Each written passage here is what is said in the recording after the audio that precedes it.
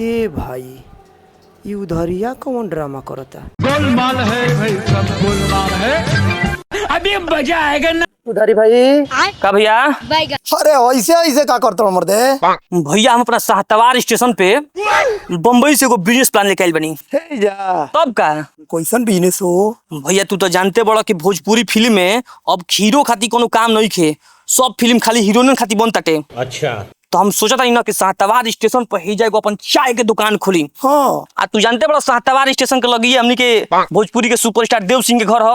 हाँ ये तो बात बा। एगो भोजपुरी इंडस्ट्री में सुपरस्टारो बाड़ी, ठीक है। डिम्पल सिंह, उहो साहतवारे कही। एकदम बिल्कुल। आ दोनों जना के संग हमार फोटो बा।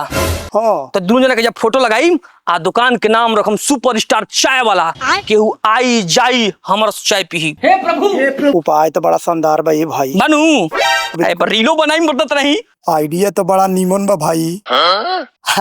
ई बताओ कोप ओपनिंग करे के बा?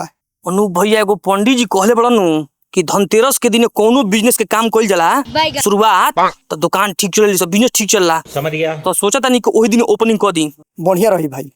सुनो तू वो दिन आज ही हो, ठीक है। ठीक है, भूल मत। अरे ना भाई। तनी हम जात तनी मंत्री जी के बुलावे के बाद चाय के दुकान के उद्घाटन करे खातिर। ठीक ठीक ठीक नु, चल नमस्ते नमस्ते। ये मर देता ना। उपाय तो नीमन बा हो। पैसा ही पैसा हो। देव सिंह के संगे तो हमरो फोटो बा, हाँ डिम्पलो सिंह के संगे फोटो बा। अच्छा, इस साल धनतेरस के ओपनिंग करियन, हम यही दशहरा में ओपनिंग कर देतनी। चलो।